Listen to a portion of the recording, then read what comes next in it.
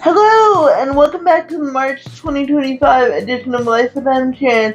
This month is a senior vlog, and my special guest here with me is Madi Lozier, aka Queen Esther. Hi. Hi, love you. I'm so excited to have you here. Thanks for having me. Oh yeah, wouldn't miss it for the world, dude. Alright, so a special feature, relational feature, if you will, of being on the Dream Team is every Dream Team member gets a nickname.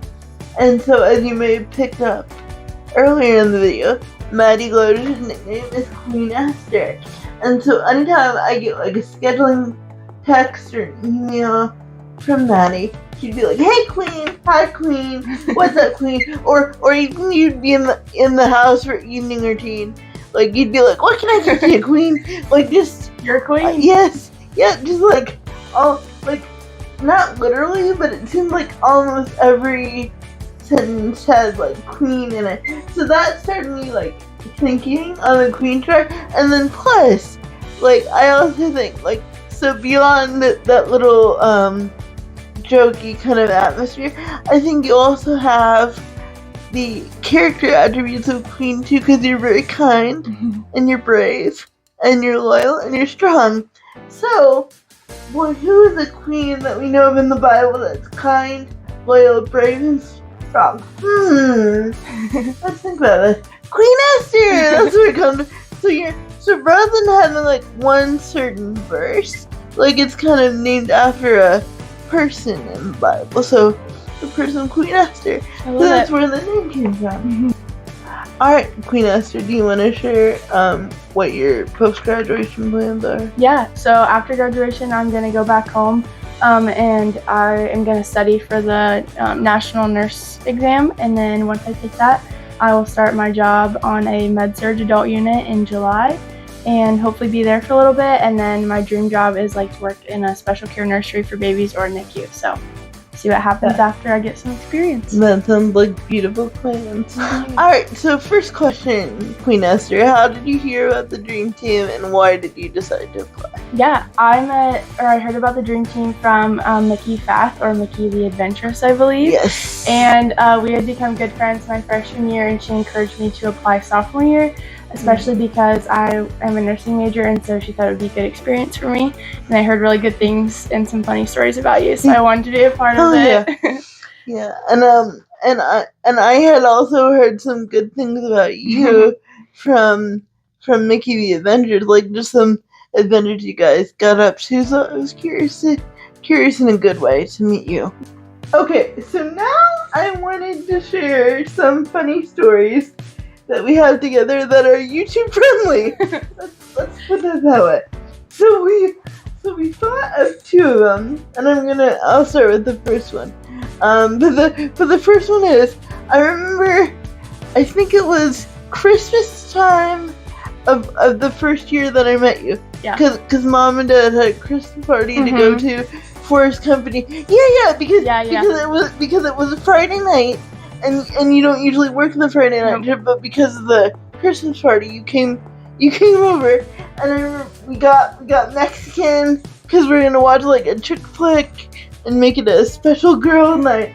So that's right. I think we'd both gotten carne asada tacos, and you were setting up the tacos in the kitchen, like dipping out, like, okay, this is EmShan's plate, this is my plate, and I just looked at you and said, and you didn't have the nickname Queen Esther yet.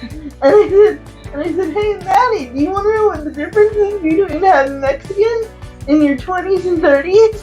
And you were like, what? And I was like, antacid. Can you get me a Pepsi before you start eating dinner? And like, I was just trying to think of a funny way to ask for a Pepsi. Well, you succeeded. But you lost. So I think you actually like started rolling around on the ground. Probably. And you were laughing so hard. It caught me so off guard. It was so funny. And then I think that what I said was like particularly funny. Because, like I said, as a differently able person, like you get so like bored of asking for the same things over and over again that you just try to find different ways to ask for the same thing. So then I thought about what I actually said a little bit more, and I was like, oh yeah, I guess that is kind of funny. That's hilarious. So now literally anytime someone pulls out like a Pepsid for me, or I get like a Pepto-Bismol, I think of you, and I say clip her for Queen Esther. It's Pepsid with the side of Mexican. Yes. Not the other way around. Yes. Pepsid with the side of Mexican. So true. So the second funny story that Em and I remembered was when my grandpa was in the hospital in Dayton, and so my grandma and I like wanted somewhere to stay the night that was closer, so we wouldn't have to go all the way home, and we needed to shower really bad. And so I called Em and was like, hey, could we come and sleep in the loft? And she was like, yeah, of course, like come over whenever. So it was like, I don't know, 9:30 or 10 o'clock at night, and we come over, we like get settled in the loft, and one of my friends who was in Cedarville that summer called me and was like, hey, can I take you to go get ice cream just for like a little break? And I was like, yeah, sure, like my grandma's getting settled for bed, like she's really tired, so she'll go to sleep right away. And so it was probably like 10 o'clock when I left, and I was like, I'll be right back, like the Shanahans had already gone to bed. I was like, I know the code to get in the door, like it'll all be fine, I'll get back in. It was not fine. So I left, and I was gone for like maybe an hour, I don't even know, not that long. And I come back and I'm like typing in the code and the door won't open, and I did it a couple times, and then it like dawned on me, and like Mom Squad put the deadbolt, like she locked the deadbolt, and I was like, what am I gonna do?